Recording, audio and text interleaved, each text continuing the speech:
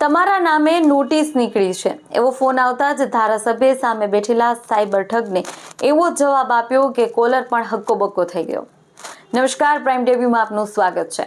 ગુજરાતના વરિષ્ઠ ધારાસભ્ય અને પૂર્વ પ્રધાન યોગેશ પટેલને મુંબઈ પોલીસના નામે ડિજિટલ અરેસ્ટ કરવાની કોશિશ કરવાની વાત આવી, જ્યારે અજાણ્યા નંબર પરથી આવેલા ફોનમાં નોટિસની વાત કરતા જ યોગેશ પટેલે સ્પષ્ટ શબ્દોમાં કહ્યું કે તે જ સ્કૂલમાં ભણે છે તેનો હું પ્રિન્સિપાલ રહી ચૂક્યો છું અને ફોન કાપી નાખ્યો। આ ઘટના બાદ તેમણે તરત જ વડોદરા પોલીસ કમિશનર અને ગૃહ રાજ્યમંત્રી હર્ષ સંઘવીને જાણ કરી। સાયબર ક્રાઇમ પોલીસે તપાસ શરૂ કરી છે।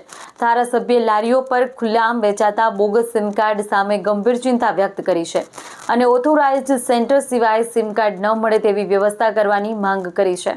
તેમણે કહ્યું છે કે સામાન્ય લોકો આવા ફોનથી ડરી પોતાની મહેનતની કમાણી ગુમાવી દે છે। આ ઘટનાએ સાયબર ઠગાઈ સામે સતર્ક રહેવાનો સંદેશ આપ્યો છે।